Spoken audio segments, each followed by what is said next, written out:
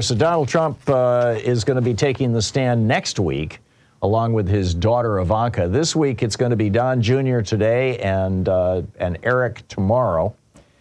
And this is the New York Attorney General. This is Letitia James's claim, her assertion, her charge that they have committed extensive tax, bank, and insurance fraud. And not just that they have committed these crimes, but that the success of the Trump organization has been, to a large extent, contingent on their committing these crimes.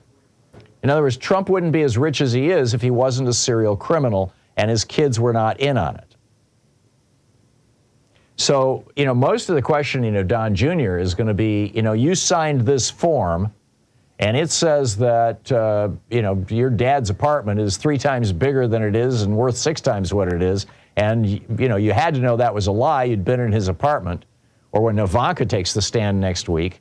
Well, actually, Eric was living up at, they've got this, you remember that estate in Secession, that huge estate up in upstate New York? Well, the Trumps have one just like it. It's called Seven Springs. It's a massive estate.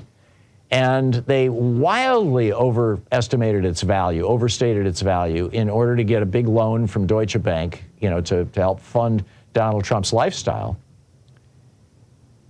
And Eric signed off on the lies about its value while he was living in that mansion, in that estate, in that essentially castle. He signed off on this stuff. So they're gonna be asking, okay, you knew this was a lie.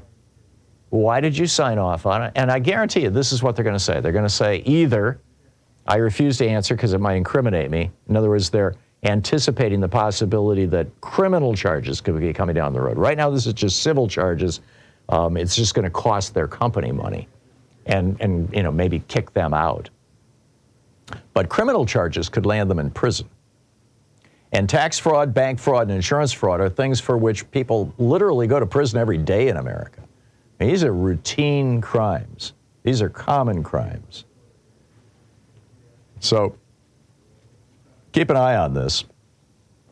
The judge has already ruled, Judge Arthur Engeron has already ruled that Donald Trump and his 3 children engaged in, quote, widespread fraud by, quote, manipulating the value of his assets, quote, by up to $2.2 billion. No wonder Forbes took Trump off their richest persons list.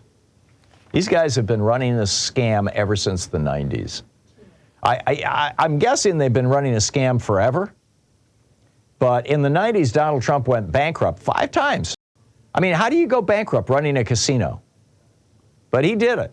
He went bankrupt with his airline, he went bankrupt with his steaks, he went bankrupt with his water, he went bankrupt with his board game, he went bankrupt with basically everything he did except the TV show, and he didn't go bankrupt with that because he didn't own it. That was NBC.